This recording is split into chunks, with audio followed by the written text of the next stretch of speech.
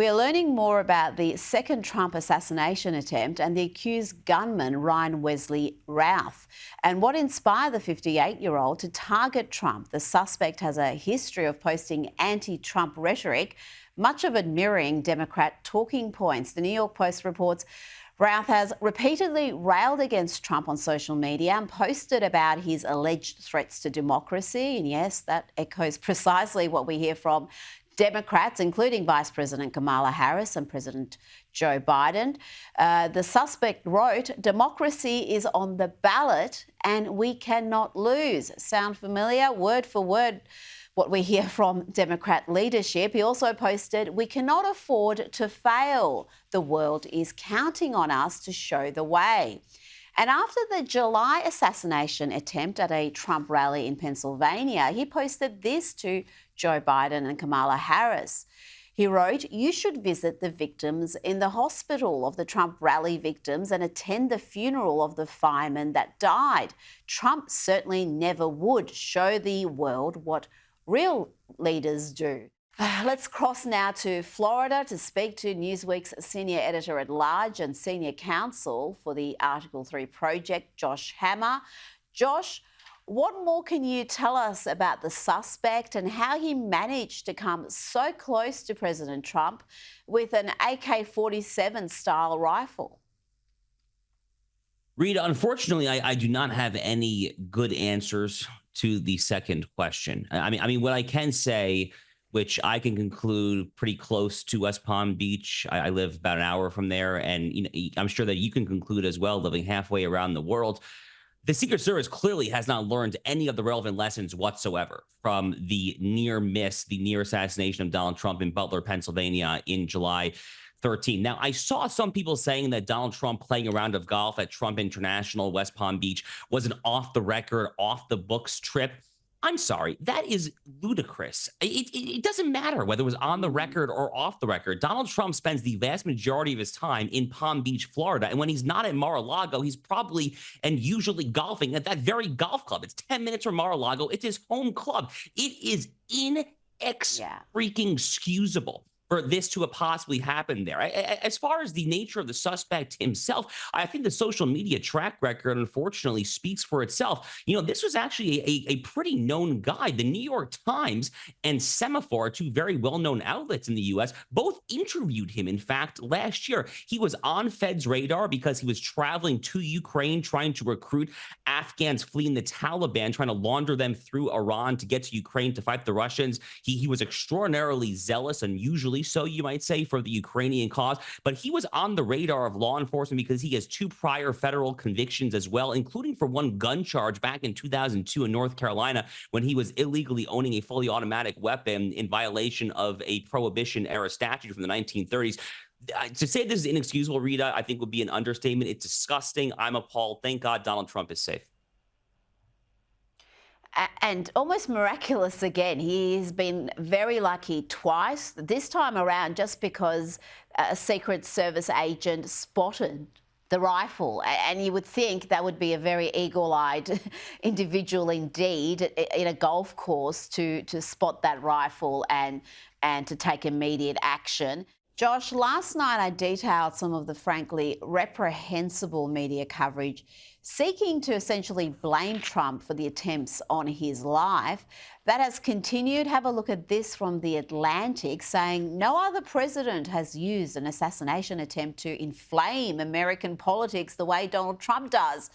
Tom Nichols really does find new ways to humiliate himself. And here is Politico's headline, focusing on Republicans being outraged by an assassination attempt and blaming them for partisan finger-pointing.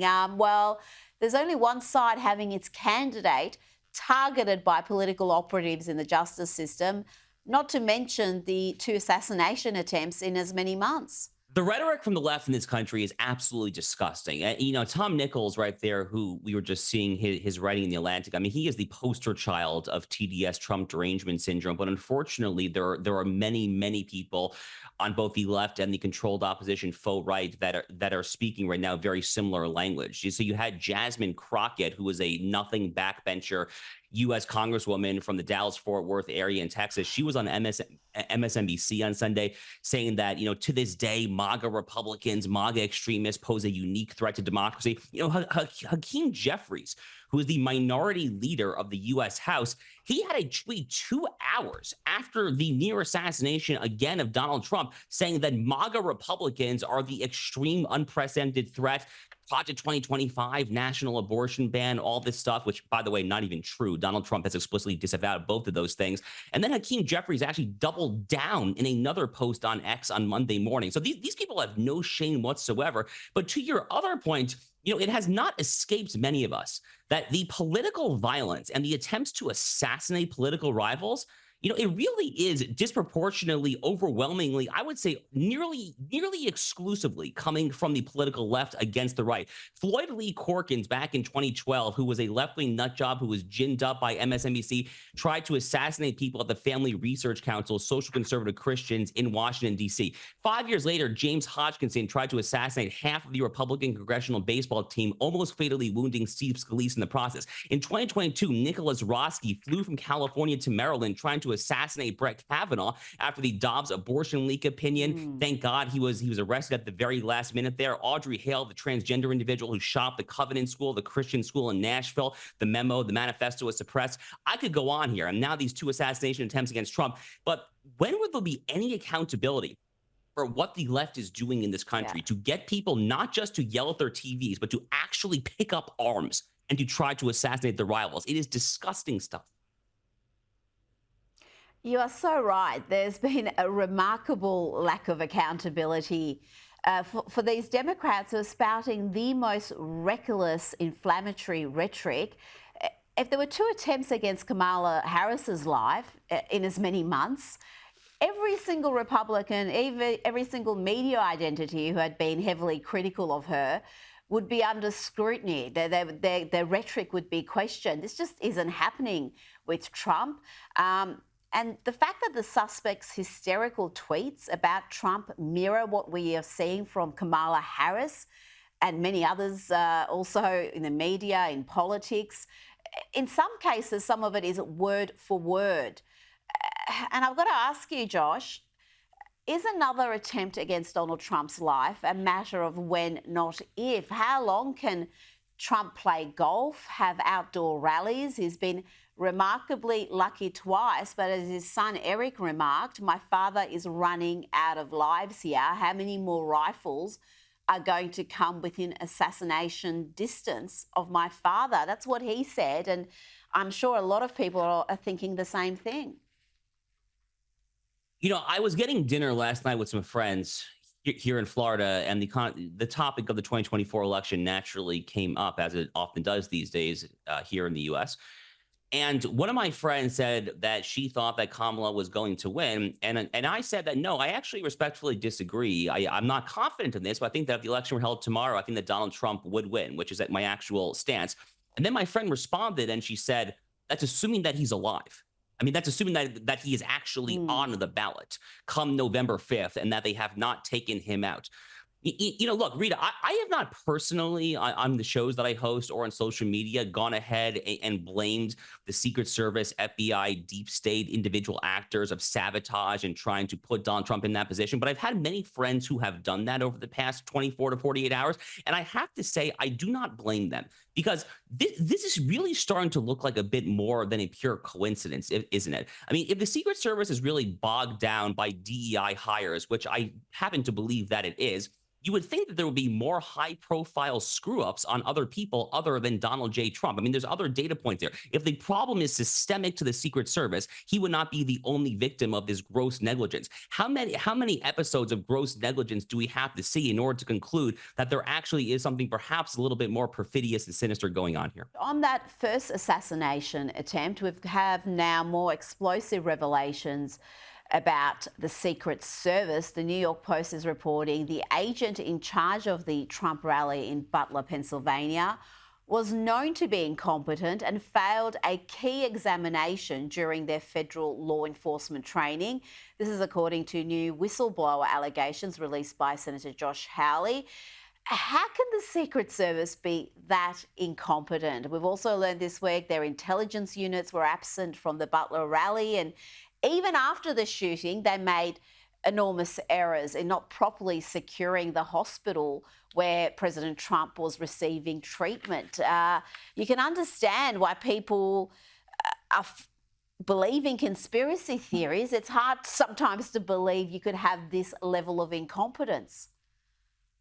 Yeah, it really is. And sometimes, as we've often learned in America in the past 5, 10 years, the line between a conspiracy theory and fact sometimes is actually quite blurry. I mean, the left obviously has dismissed any number of things as conspiracy theories, whether it's the lab leak in Wuhan, China, or the Hunter Biden Russian laptop as Russian disinformation, which obviously it was not. So the line does get a little blurry sometimes there. But generally speaking, when it comes to the Secret Service, I mean, one of my first thoughts when I first heard the news on Sunday was, I think a lot about America's enemies in the world, about China, Russia, Iran. I mean, what a clown show we must look like to our enemies all around the world at a time when our enemies have never been more on the march over the past 25, 30 years. They must look at us and they must just laugh and laugh and laugh. And another thing that I was thinking about, the news cycle here in the U.S. is so chaotic, and we're 6, 7 weeks or whatever it is away from a presidential election. So the news cycle moving this quickly is somewhat understandable. But we also moved on from that first assassination attempt in Butler, Pennsylvania, very, very, very quickly. And we still have this congressional task force. We're waiting for them to produce any findings. But every time that there is a near assassination, an assassination attempt on a high profile individual, let alone a president of the United States, every time that happens, and the news cycle just moves on within a few days as if nothing happened and no one's even talking about it. Every day that happens, every instance, God forbid that happens, if it happens again, God forbid, America just gets closer and closer to being a full-fledged banana republic, I feel. You're absolutely right. The way they tried to memory hole that assassination attempt, and it was so remarkable in so many ways. The fact that at that last millisecond he turned his head, saving his life, and still it came within a couple of centimetres of killing him. And so to have it all captured on video.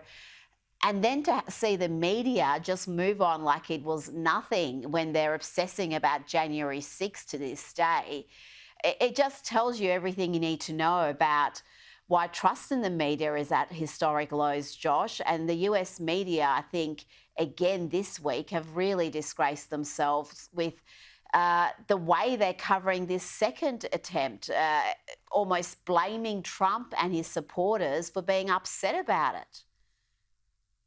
I don't see a whole lot of sadness, frankly. I don't see a whole lot of regret. I don't see a whole lot of contemplation or introspection or any kind of just looking in the mirror and asking whether or not, any of these individuals, whether it's Joy Reid and Jen Psaki on MSNBC or Joy Behar on The View or any of these other individuals, I don't see a whole lot of people asking, am I partially like in a small way? Am I partially to blame for this current noxious atmosphere in American politics? I mean, surely it is not asking too much to ask at a bare minimum that we not call for the extermination, either literally or proverbially, of the opposing candidate. I was watching a clip earlier today of Congressman Dan Goldman, who is in New York City, very left-wing Democrat. He actually called verbatim for the elimination of Donald Trump earlier this year. He was talking about this Democratic Party propaganda context that Donald Trump is this unmitigated threat to democracy, and he actually said he has to be eliminated. Well, what in the world did you guys think was going to happen? Ultimately, we are culpable for our own actions. I'm not saying that anyone actually pulled the trigger other than Thomas Crooks in Butler, Pennsylvania, but you also cannot overlook the actual broader context. Those two things happen to be both true at the same time, I feel. And we're seeing them trying to hold Republicans responsible for these supposed bomb threats in Springfield, Ohio, but you can't hold Democrats responsible for characterizing Trump as a Hitler, as a threat to democracy, and then having these acts of violence perpetrated against him. It's bizarre. It's sadly what we've become used to in 2024. Josh Hammer, thank you so much for your time this evening. Thank you, Rita.